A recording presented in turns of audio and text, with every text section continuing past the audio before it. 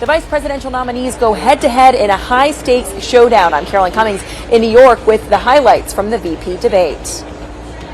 Plus, reports of more stolen and damaged campaign signs around the 4 states, and a battle over Amendment 3 heats up in the Show Me states. The 4 states' most watched news starts now. Abortion, inflation, and foreign policy were among the topics tonight as the vice presidential candidates went head-to-head in a nationally televised debate. This is KOAM News at 10. I'm Dow Quick. Both Minnesota Governor Tim Walz and Ohio Senator J.D. Vance came into the debate with something to prove. Reporter Caroline Cummings has more. It didn't take long for the gloves to come off in the first and only debate between Minnesota Governor Tim Walz and Ohio Senator J.D. Vance. Governor Walz, you blame Donald Trump. Who has been the vice president for the last 3.5 years? And the answer is your running mate. Now, the person closest to them, Donald Trump, said he's unfit for the highest office. That was Senator Vance. Immigration was one of the big issues of the night. We have to stop the bleeding. We have a historic immigration crisis because Kamala Harris started and said that she wanted to undo all of Donald Trump's border policies. Donald Trump had 4 years. He had 4 years to do this. And he promised you, America, how easy it would be. I'll build you a big, beautiful wall, and Mexico will pay for it.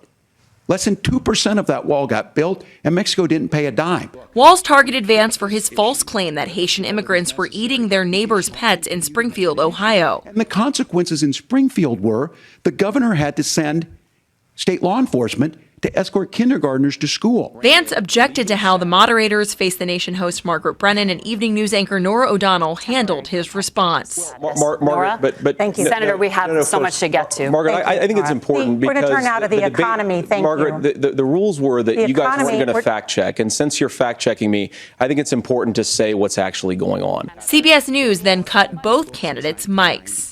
The debate comes as hundreds of thousands of ballots have already been cast as part of early voting, and some voters hope to learn more tonight about the candidates. I'd like to know more about what their policies are, since I don't really know much about them. There's no rest for the candidates now that their matchup is complete. They'll both head back on the campaign trail tomorrow, hitting more battleground states. Caroline Cummings, CBS News, New York. Candidates were also asked about many other issues, including the Middle East, climate change, abortion, gun violence, and the economy. Campaign signs are a common sight throughout the 4 states supporting candidates and issues. We told you yesterday there have been reports of these signs being vandalized or even stolen in southwest Missouri. Well, it's also a problem in southeast Kansas, and both the Crawford County Democratic and Republican headquarters say they've been dealing with it. According to the Pittsburgh Police Department, targeted attacks on campaign signs is not usually a legal expression of speech. There may be some discouragement for people reporting damaged or stolen signs. However, it's still property that belongs to somebody, and taking a political sign, while it may seem trivial, is still misdemeanor theft, and damaging it is also criminal damage. That's property that doesn't belong to you. Political organizations and the Pittsburgh Police Department recommend keeping campaign signs in view of security or doorbell cameras if possible. Of course, that'll make it easier to see and identify those people who are vandalizing and stealing signs. Let's check in with Chief Meteorologist Doug Heddy now for a first look at the weather. Well, it turned out to be a great Tuesday for us today. We cooled down with a cold front that rolled through during the morning hours. High temp right where we should be for October 1st. 76 started at 56. Very typical day. Records 94, but we're going to start to go back the other direction as we go through the next few days. Chilly tonight, 56 in Joplin. Pittsburgh is sitting at 51 degrees, 54 in Stockton, 59 in Neosho. Veneta is at 51, still hanging on strong. Chanute is sitting at 60 degrees, but clear skies across the entire Central Plains. Very calm for us tonight, but watch these temperatures drop off over the next several hours. By morning, we're going to be sitting 43 in Nevada, Neosho, Miami, 46 in Chanute. So it gets kind of cool for us tonight, almost brisk outside, but it is going to heat back up. We're going to look at that here in a bit. See you soon. Authorities identify skeletal remains found in Wilson County, Kansas, and arrested the Neodesha man for murder in that case. Authorities arrested Joseph Ferraro on a warrant for first-degree murder. That arrest came this afternoon in Broken Arrow, Oklahoma. Now, last Tuesday morning, Neodesha police found skeletal remains in a pasture on Ottawa Road in Wilson County. They called in the sheriff's office and the KBI to help investigate. Also today, the KBI is identifying the victim as Levi Ellis, also of Neodesha. The cause of death has not been released. Ferraro is currently in the Tulsa County Jail awaiting extradition. A Carthage woman involved in a movement called Don't Mess With Our Kids speaks out about gender reassignment for children. This is in response to Missouri Amendment 3, which would provide for the right to reproductive health care without governmental interference. The movement believes children are being indoctrinated in the school system. However, some teachers who worked in classrooms say that isn't the case. Many people have opinions, but what we're concerned about is what is God's opinion, because He's the only one that actually has a bigger answer than the rest of us. But as far as Amendment 3, I am in total support of restoring reproductive rights to women. The movement is planning a march and pray event next week in Washington, D.C. Missourians will vote on Amendment 3 on November 5th. The Peoria tribe looks to grow produce a year-round effort with a massive new greenhouse project in Miami. That story's coming up. And a group in McKean, Kansas hosts a fire safety event for kids. Did you get us switched over to hospital? Joining your circle of trust. Today, the Peoria tribe in Miami, Oklahoma held a groundbreaking for their new 35,000 square foot greenhouse. KOAM's Melissa Alexis takes us there. Everything will be picked fresh, so it'll have the highest nutrient content possible by the time it makes it out to all the people. Construction will be underway for the Peoria tribe's new greenhouse this fall. A project that's been in the making for a while. You know, this feels like something I've been working for, the culmination of my education and my work experience to be able to do this. The greenhouse will grow lettuce, bell peppers, strawberries, and more. One of the driving forces of the creation of the greenhouse is food sovereignty for the tribe. This greenhouse will be providing for the child care programs, the elder care programs. We have a food distribution center and network that we're currently building, as well as all of our food enterprises, the restaurants, casino that the tribe owns. They also plan to tackle the issue of food insecurity in Ottawa County. Ottawa County, by a lot of USDA government standards, is a food desert to begin with. So to be able to have a high quality food in an area that needs it the most, it just means everything to me. They're looking forward to the greenhouse providing more job opportunities for the tribal community. We're hoping to educate community members and train people to work with us and either work for us or find jobs, in and out of the community in the horticulture greenhouse industry. We're going to have the opportunity to bring apprenticeships in to teach people how to work in greenhouses. We'll be able to have the ability to teach people how to plant and harvest their own food. One of their goals is to provide the community with locally grown foods. Reporting in Miami, Melissa Alexis, KOAM News. The Peoria tribe's plan is for that greenhouse to be finished by next spring.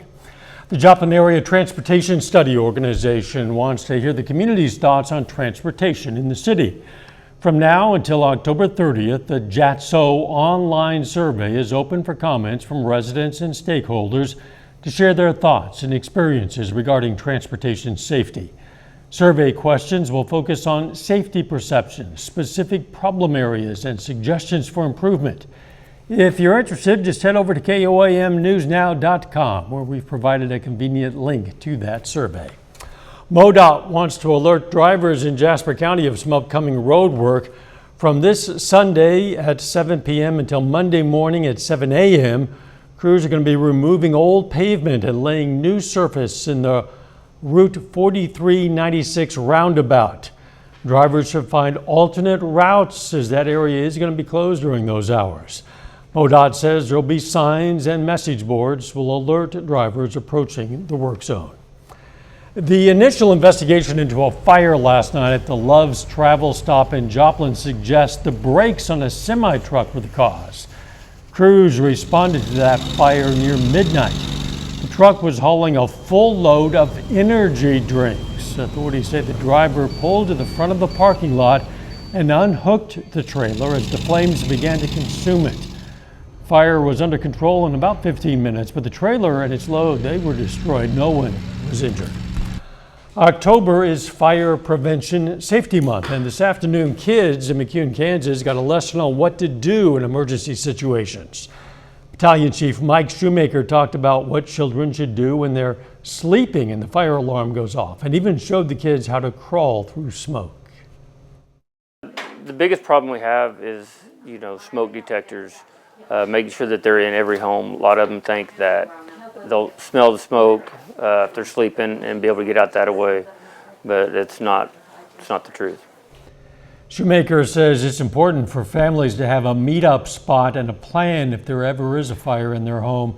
Each child also received a fire safety book. The Joplin Public Library has a brand new story to tell. Visitors to the library can check out the Story Walk display by the East Doors. Thanks to the Hughes Charitable Trust, young readers this month can experience Cale Atkinson's story, Explorers of the Wild, an adventure intended to get those little ones moving. The library says the professionally printed pages make a world of difference for the display. I think just a love of reading. I think, sitting down and reading a book is great, but kids love to move. They learn through playing, and they learn through connecting with, people who care about them, through their parents or their caregivers. The library says the project was made possible thanks to a generous donation from Logan, Emily Reed, and Mariana Stanley. A little bit later, visitors to the Memorial Auditorium in Pittsburgh hear how to get to Sesame Street. Plus, it's going to be a chilly night for us tonight. We're going to look at that coming up. We're here to help.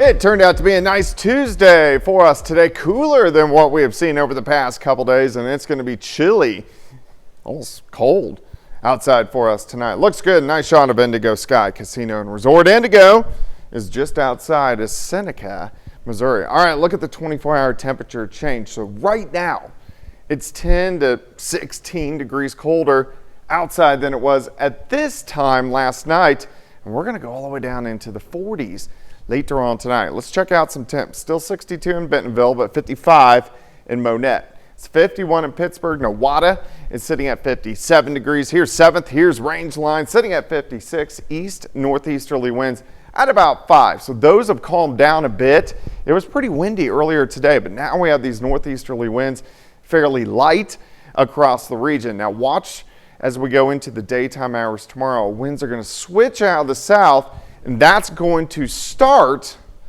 a warming trend for us for the rest of the week. So yeah, it was nice today, but we're going to heat back up. All right, clear skies. Nothing going on here. Kansas, Oklahoma, Arkansas, Missouri. Nothing going on across Central Plains. In fact, if you look from Joplin, points west, minus some high-level clouds across the northern plains, there's nothing going on. That's our weather as we go through the next several days. So let me walk you through time. We're going to stop tomorrow morning. Kind of cool. 43 in Carthage, 46 in Nevada, 45 in Miami, Bella Vista, 46 degrees, Chanute, down to 46 degrees.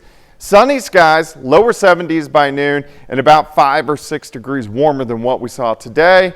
80 Lamar, 81 in Neosho, 83 in Welch, 81 in Independence. Not as chilly on Wednesday night. We only drop back upper 50s to near 60 degrees.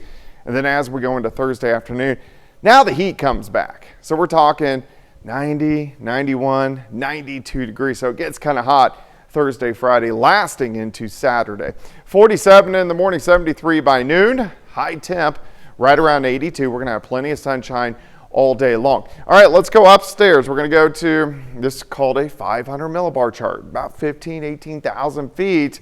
And you can see the white lines closer together in the northern, lower 48, southern parts of Canada, Minneapolis to Winnipeg. That's where our jet stream is located. And as long as the jet stream stays to our north, we don't really get any weather action. So it stays pretty calm. We do have a system, slides across the Great Lakes as we head into Sunday. This will drag a cold front through, but even behind it, not much happening. as we go into next week. So let's take a look at the weekend. Friday, it's also going to be pretty warm. We get a front that drops through, but still upper 80s. Winds go back to the south on Saturday, lower 90s by Sunday. Another front drops through, and we drop back down into the mid 80s. So we are going to have swinging temperatures. Unfortunately, we're just not getting any rain over the next several days. 82 on Wednesday. Let's go 90 on Thursday. 88 on Friday. Back to 90 Saturday. And then we cool back down to 78 on Monday. Unfortunately, no rain. Definitely need it.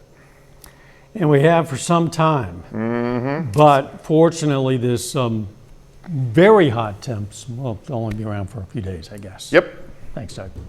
Hey, all your favorite Sesame Street characters made their way to Pine Street in Pittsburgh tonight. The brand new Sesame Street Live Say Hello hit the stage of the Memorial Auditorium for some singing, some dancing, fun for the whole family. Kids also got the chance to follow Elmo's puppy in a game of hide and seek.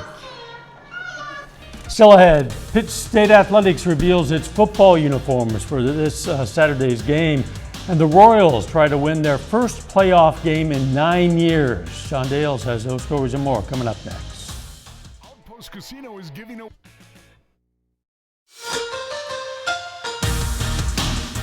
The college golf season continues along this afternoon, and for the second time in as many weeks, the Missouri Southern men are in action. Just last week, they hosted the MSSU Fall Invite, and today they wrap up play at the Battle for the Belt in Hot Springs, Arkansas. 15 teams from all across Division II compete over the past 3 days. Henderson State is the host for the event and the eventual champion. The Reddies take first place with a combined total of 10 under par throughout the 3-day tournament.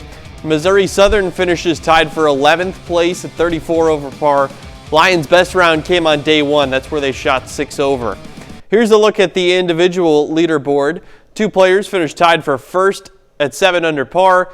Then there's a 3-way tie for third. That includes 2 players from the aforementioned Henderson State. Ben Markman leads the way for the Lions. He finishes a team best 30th place at 5 over.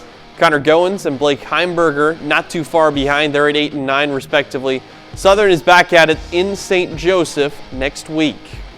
Well, Pittsburgh State Athletics unveils the uniforms it'll wear for this Saturday's home football game against Missouri Western.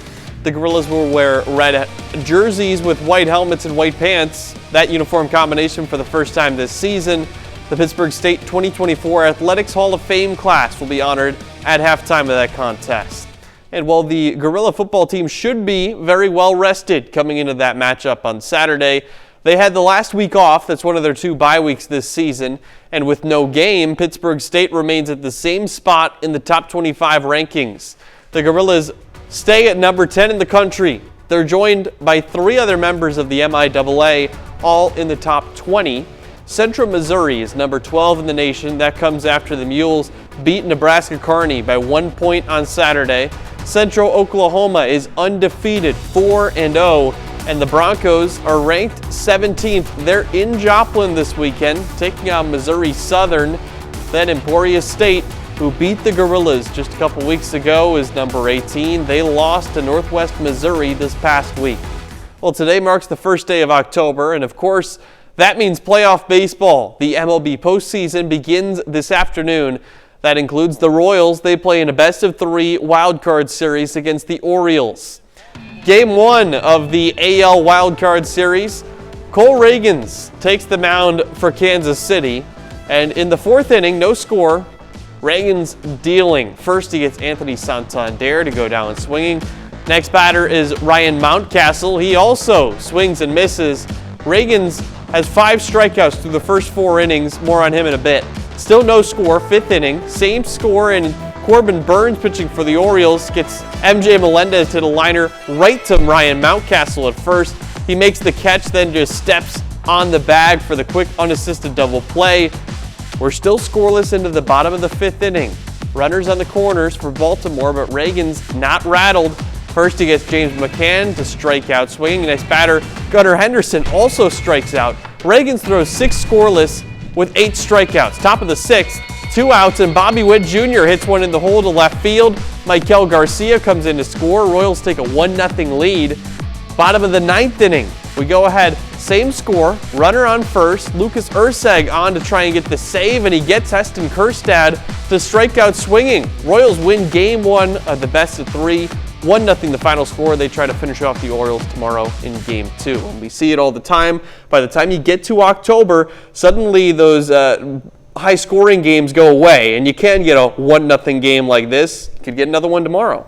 Sometimes a pitcher's duel can be exciting, and this one certainly was. It's a nail-biter to the end because until the last out, really, it can be changed with one swing of the bat. A home run would have won it the other way. Wow. We'll be right back. The Lions are celebrating homecoming week, and they invited the community and a whole bunch of animals to come out and join them. This is day 2 of the celebration, complete with food trucks and, as you see here, a petting zoo with all sorts of cute critters. It's also just a fun day for the community. I think it's just a little fun events, like everyone will come out of class and they'll get to come and pet little bunnies or hold them, or even hold a little baby kangaroo, and it's just like a little fun event to get away from the schooling. The theme for day 2 was two-stepping. The theme for this year's homecoming parade is Wild West. That's going to take place this Saturday at 10 a.m.